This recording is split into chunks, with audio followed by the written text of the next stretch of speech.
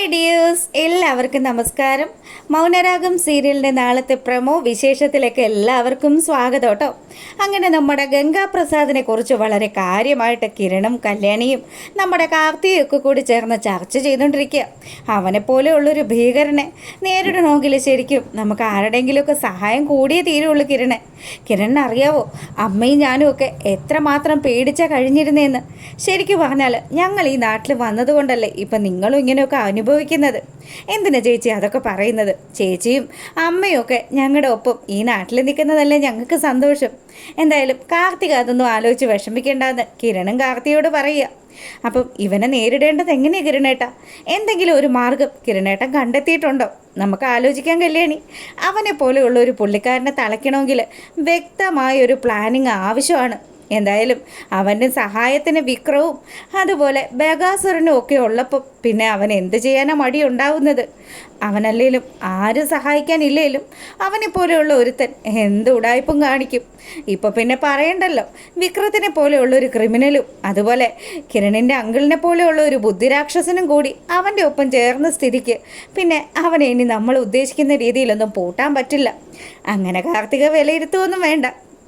കാർത്തിക പറയുന്നത് പോലെയൊന്നും നമ്മൾ അത്രയൊന്നും അവനെ അങ്ങ് ഭയപ്പെടുകയൊന്നും വേണ്ട. അങ്ങനെ പറയരുത് കിരൺ. എനിക്ക് വ്യക്തമായിട്ടറിയാം അവൻ ആരാണെന്നും അവൻ ഏത് രീതിയിലൊക്കെ കളിക്കുമെന്നും. അവൻ അങ്ങനെയുള്ള ഒരുത്തനാണെന്ന് മനസ്സിലാക്കിയതിന് ശേഷമാണ് ഞാൻ ഈ നാട്ടിലേക്ക് തന്നെ പോകുന്നത്. എന്തായാലും ഇവിടെ വന്നതുകൊണ്ട് നിങ്ങൾ കൂടി കഷ്ടത്തിലായല്ലോ. അങ്ങനെയുള്ള രീതിയിൽ വലിയ സങ്കടപ്പെട്ട് നമ്മുടെ കാർത്തിക നിൽക്കുക. അപ്പം നമ്മുടെ ദീപ് പറയുന്നുണ്ട്, മോനെ അവനെ എങ്ങനെയെങ്കിലും ഇല്ലായ്മ ചെയ്യണമല്ലോടാ. അവനൊരു ബോൺ ക്രിമിനലാണെന്നല്ലേ ഇപ്പോൾ പറഞ്ഞു വരുന്നത്. അങ്ങനെയാണെങ്കിൽ അവൻ ആ സരയുൻ്റെയും അതുപോലെ വിക്രത്തിൻ്റെയും ഒക്കെ കൂടെ ചേർന്ന് എന്ത് ചെയ്യാനും മടിക്കില്ല. എൻ്റെ മക്കളെ നിങ്ങൾ പ്രത്യേകം ശ്രദ്ധിക്കണം കേട്ടോ. അതുപോലെ മോൻ എത്രയും പെട്ടെന്ന് ഈ വിവരം മുഴുവൻ മോൻ്റെ വീട്ടിലെത്തിക്ക് അറിയിക്കണമെന്ന് കൂടി ദീപ പറയുക. അങ്ങനെ ആ ഒരു സീൻ കഴിയുമ്പം നമ്മുടെ സേനൻ്റെയും അതുപോലെ രൂപയുടെയും അടുത്തേക്ക് കിരണും കല്യാണിയും എത്തുകയാണ്. അങ്ങനെ അവിടെ വന്നതും അമ്മയ്ക്ക് മെസ്സേജ് അയച്ചതും അതുപോലെ ഭീഷണിപ്പെടുത്തുകയൊക്കെ ചെയ്തത് ആരാണെന്ന് അറിയാവോ? കാർത്തിക ചേച്ചിയുടെ ചേട്ടനായിട്ടുള്ള ഗംഗാപ്രസാദാണെന്ന് കല്യാണി പറഞ്ഞു.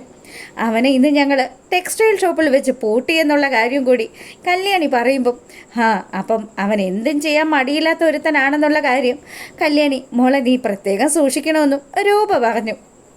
ഇത് കേട്ടതും കല്യാണിയാണെങ്കിലോ അച്ഛനും അമ്മയ്ക്കും എന്തെങ്കിലും സംഭവിക്കുമോ എന്നുള്ള ടെൻഷനാണ് കിരണേട്ടനുള്ളത്. പിന്നെ എൻ്റെ കാര്യം അതൊക്കെ ഞാൻ നോക്കിക്കോളാം എന്നുള്ള രീതിയിൽ കല്യാണി അവരോട് പറയുന്നുണ്ടെങ്കിലും സേനം പറഞ്ഞു, മോളെ എന്നെപ്പോലെയുള്ള ഒരാളെ അവൻ അടിച്ചു വീഴ്ത്തി. അതും പോരാ, ഈ രൂപ ഇടപെട്ടില്ലായിരുന്നെങ്കിൽ ഉറപ്പായിട്ടും അവൻ എൻ്റെ ചങ്കത്ത് കത്തി കയറ്റിയേനെ. ആ രീതിയിലായിരുന്നു അവൻ്റെ അഭ്യാസം. അവൻ അത്യാവശ്യം നല്ല കായിക പരിശീലനമൊക്കെ നേടിയ ഒരുത്തനാണ്. അവനെപ്പോലെയുള്ള ഒരുത്തൻ്റെ അടുത്ത് പിടിച്ചു നിൽക്കണമെങ്കിൽ ഉറപ്പായിട്ടും ശക്തി മാത്രം പോരാ മോളെ, ബുദ്ധിയും കൂടി വേണമെന്ന് പറഞ്ഞു. അപ്പം ഇവരിതൊക്കെ സംസാരിച്ചു കൊണ്ട് നിൽക്കുമ്പോൾ നമ്മുടെ യാമിനിയാണെങ്കിലോ, എൻ്റെ സാറേ എങ്ങനെയെങ്കിലും അവനെ ഒന്ന് കൊന്നുകളയും. സാറിന് ഒരുപാട് ആൾക്കാരൊക്കെ ഉള്ളതല്ലേ. അതൊന്നും അങ്ങനെ നമ്മൾ ഉദ്ദേശിക്കുന്ന രീതിയിലൊന്നും നടക്കില്ല യാമിനി. അതുമല്ല അവൻ കാർത്തികയുടെ ചേട്ടനും കൂടിയാണല്ലോ. അപ്പോൾ എന്തെങ്കിലും ഒരു പ്രശ്നം വന്നു കഴിഞ്ഞാൽ അത് നമ്മുടെ കാർത്തികയെ ബാധിക്കരുത്. അങ്ങനെ ഇവരവിടെ നിന്നും മടങ്ങുക. ഈ സമയമാണെങ്കിൽ നമ്മുടെ കല്യാണിക്ക് നല്ല ടെൻഷനുണ്ട്. കല്യാണി കിരണിനോട് പറഞ്ഞു, കിരണേട്ടാ ഇനി എങ്ങാനും അവൻ ഈ വീട്ടിലേക്കെങ്ങാനും വരുമോ? എനിക്ക് നല്ല പേടിയുണ്ട്. ഉറപ്പായിട്ടും അവൻ ചേച്ചിയെയും എന്നെയൊക്കെ ഉപദ്രവിക്കുമോ എന്നുള്ള കാര്യത്തിൽ ഒരു സംശയമില്ല. അല്ലെ പിന്നെ അവൻ അതുപോലെ നമ്മുടെ അടുത്ത് അഭിനയിക്കുമോ? എന്തായാലും നമുക്ക് നോക്കാൻ കല്യാണി, നീ സമാധാനമായിട്ടിരിക്കെ, നിൻ്റെ ഒപ്പം ഞാനില്ലേ. കിരണേട്ട എനിക്കാണെങ്കിൽ അച്ഛൻ്റെയും അമ്മയുടെയും കാര്യം ഓർക്കുമ്പോഴും കിരണേട്ടനെക്കുറിച്ച് ഓർക്കുമ്പോഴും ഒക്കെ ഭയങ്കര ടെൻഷനാണ്. സമാധാനമായിട്ടിരിക്കുന്നൊക്കെ പറഞ്ഞ് അവൻ അവളെ ആശ്വസിപ്പിക്കുമ്പം നമ്മളെ കാണിക്കുന്നത് നമ്മുടെ വിക്രമാദിത്യനും അതുപോലെ നമ്മുടെ ഗംഗാപ്രസാദും കൂടി സംസാരിക്കുന്നതാണ്. അപ്പോൾ എന്തായാലും ചേട്ടൻ പോയിട്ട് പരിപാടിയൊക്കെ പൊളിഞ്ഞു പോയല്ലോ ചേട്ടാ. ഇനിയിപ്പോൾ എന്തു ചെയ്യും? അവളാണെ ചേട്ടനെ കണ്ടുപിടിക്കുകയും ചെയ്തു. ഇനി നമ്മൾ നോക്കിയാൽ ഇനി അവരുടെ ഒപ്പം എത്തുമോ എന്നുള്ള കാര്യം പോലും സംശയമാണെന്നൊക്കെ വിക്രം പറയുക. എടാ വിക്രം, നീ എന്താ എന്നെക്കുറിച്ച് ധരിച്ചിരിക്കുന്നത്? നിനക്ക് എന്നെ ശരിക്കും മനസ്സിലായിട്ടില്ല. നീ ഒന്ന് ചെന്നൈ ഭാഗത്തൊക്കെ എന്നെക്കുറിച്ചൊന്ന് അന്വേഷിച്ച് നോക്ക്. അവിടെ ഉണ്ടല്ലോ ഇത്ര ലക്ഷം രൂപ വില വില പറയുന്ന ഒരു ക്രിമിനലാടാ ഞാൻ. എൻ്റെ തലയ്ക്ക് അത്ര ലക്ഷം രൂപയുടെ വിലയൊക്കെ ഉണ്ടെന്നൊക്കെ പറഞ്ഞ് ഇവൻ വലിയ കാര്യത്തിന് ഇങ്ങനെ തട്ടി വിടുന്ന സമയത്ത് വിക്രമാണെങ്കിലോ ചേട്ടൻ അവിടെ വലിയ പുള്ളിയായിരിക്കും. പക്ഷേ ഇവിടെ ഈ പറയുന്ന സേനൻ്റെയും കിരണിൻ്റെയും ഒക്കെ അടുത്ത് ചേട്ടൻ അത്ര വലിയ പുള്ളിയൊന്നും ആണെന്ന് എനിക്ക് തോന്നുന്നില്ല. അത് നിൻ്റെ വെറും തോന്നല. ദേ നിനക്കറിയാവോ, കിരണിനെ പോലെ അത്രയും ആരോഗ്യമുള്ള ഒരുത്തനെ ഞാൻ ബുദ്ധി കൊണ്ടും ശക്തി കൊണ്ടുമാണ് നേരിട്ടിരിക്കുന്നത്. അവനിപ്പോൾ എഴുന്നേക്കാൻ പോലും പറ്റാത്ത അവസ്ഥയിൽ അവൻ അങ്ങനെ കിടക്കുകയല്ലേ. അപ്പം ആ ഒരു കാര്യം കേട്ടത് നമ്മുടെ വിക്രം പറയുന്നുണ്ട്, ആ ഒരു കാര്യം മാത്രം ചേട്ടൻ ചെയ്തത് ശരി. പക്ഷേ കല്യാണി എന്ന് പറയുന്ന എൻ്റെ പെങ്ങളുണ്ടല്ലോ, ജന്മന സംസാരശേഷി ഇല്ലാതിരുന്ന ഒരുത്തിയായിരുന്നു. അവൾക്ക് ഇപ്പോഴാണെങ്കിലോ നാക്കിന് നല്ല നീളമാണ്. അത് മാത്രമല്ല കായികപരമായിട്ട് അവളെ നേരിടാനും കുറച്ച് ബുദ്ധിമുട്ടുണ്ട്. ഇന്നിപ്പോൾ ടെക്സ്റ്റൈൽ ഷോപ്പിൽ നിന്ന് ചേട്ടൻ ജീവനും കൊണ്ട് ഓടിപ്പോകുന്നപ്പം ചേട്ടൻ അതൊക്കെ മനസ്സിലായി കാണുമല്ലോ. കല്യാണി ഒരിക്കലും ഞാൻ നിസ്സാരക്കാരിയായിട്ട് കാണുന്നില്ല. എന്നാലും അവളെ ഉണ്ടല്ലോ, ഇനി അവളെയാണ് ഞാൻ ലക്ഷ്യം വെക്കുന്നത്. കാർത്തികയെ സഹായിക്കുന്ന ഓരോരുത്തർക്കും ദുരനുഭവങ്ങളൊക്കെ ഉണ്ടാവണം.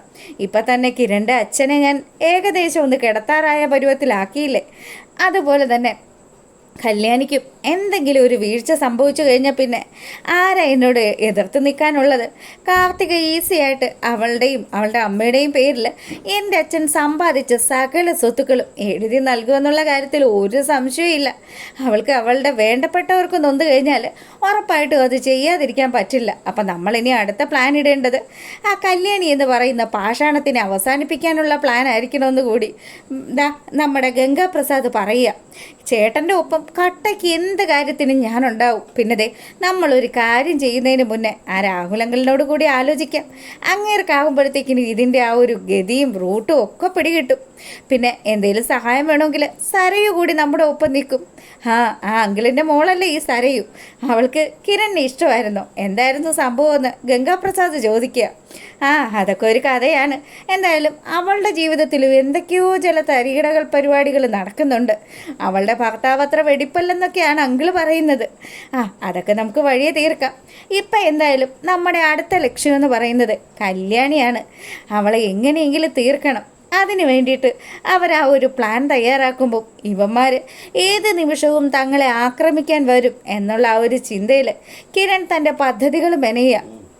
അപ്പം ഗംഗാപ്രസാദിനറിയാം കിരണിനെ കൊണ്ട് കായികപരമായിട്ട് ഒന്നും ചെയ്യാൻ പറ്റത്തില്ല എന്ന്. അതുകൊണ്ട് തന്നെ കിരൺ ആ ഒരു പദ്ധതി ഇടുന്നതൊന്നും മനസ്സിലാക്കാതെ ഉറപ്പായിട്ടും നമ്മുടെ കിരൺ പ്ലാൻ ചെയ്യുന്ന ആ ഒരു പദ്ധതിയിലേക്ക് വന്ന് കയറുമെന്നുള്ള കാര്യത്തിൽ ഒരു സംശയമില്ല. അപ്പം ഇതൊക്കെയാണ് നാളത്തെ വിശേഷത്തിലുള്ളത്.